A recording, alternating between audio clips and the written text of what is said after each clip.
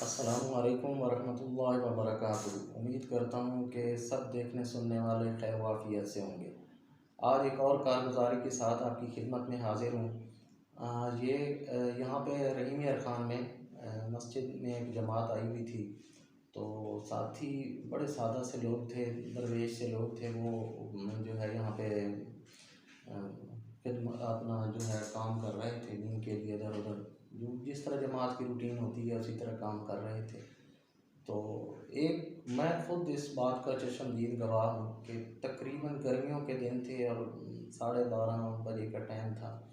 تو یہاں پہ ہمارے جو مسجد کے ساتھ ہی ایک محلہ ہے، اس میں جو ہے نا میاں نذیر صاحب رہتے ہیں۔ وہ ویسے اس مسجد میں نماز پڑھنے نہیں آتے تھے جس میں جماعت آئی ہوئی تھی، تو وہ دوسری مسجد میں مستقل نمازی تھے لیکن دوسری مسجد میں جاتے ہیں۔ ویسے ان کا گھرانہ، تو جب سے یہ واقعہ ان کے ساتھ پیش ہے اس کے بعد ماشاءاللہ سارا ان کے بیٹے اور سب تبلیغ میں لگے ہوئے ہیں، اور سارا گھرانہ ہی ایک تبلیغی بن گیا ہے، اور دعوت کا کام ہی ان کا اوڑھنا بچھونا ہے، اور ان کے گھر کا ماحول اور سب کچھ بالکل بدل گیا ہے۔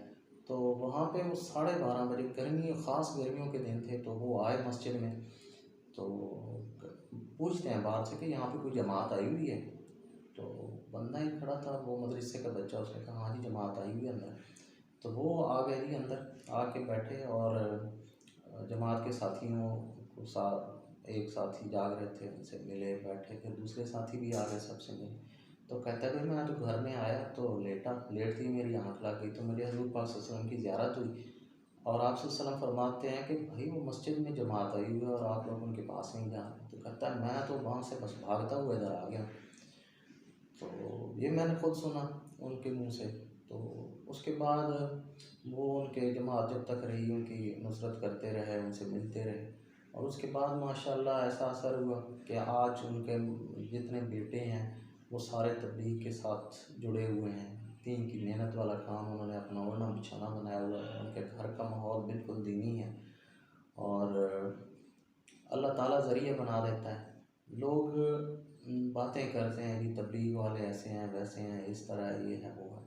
بھائی جب بندہ نکلتا ہے اور اللہ تعالیٰ کو سچے دل سے پکارتا ہے اور اللہ تعالیٰ سے ہدایت مانگتا ہے، تو پھر اللہ تعالیٰ خود راستے دکھا دیتا ہے۔ تو دعا ہے کہ اللہ تعالیٰ ہمارے گھروں کو بھی دین کا گہوارہ بنا دے، اور ہمارے گھروں کا ماحول بھی مکمل دینی بنا دے، اور ہماری جو زندگی ہے، ہمارا جو زندگی کا مقصد ہے، اس کو جو ہے دین کی محنت والا بنا دے، اور اللہ تعالیٰ ہمیں اپنے حکم اور پیارے نبی کریم صلی اللہ علیہ وسلم کے مبارک طریقوں پر چلنے والا بنا دے۔ انشاءاللہ کسی اور ویڈیو کے ساتھ دوبارہ آپ کی خدمت میں حاضر ہوں گے، تب تک اجازت دیجیے۔ اللہ حافظ۔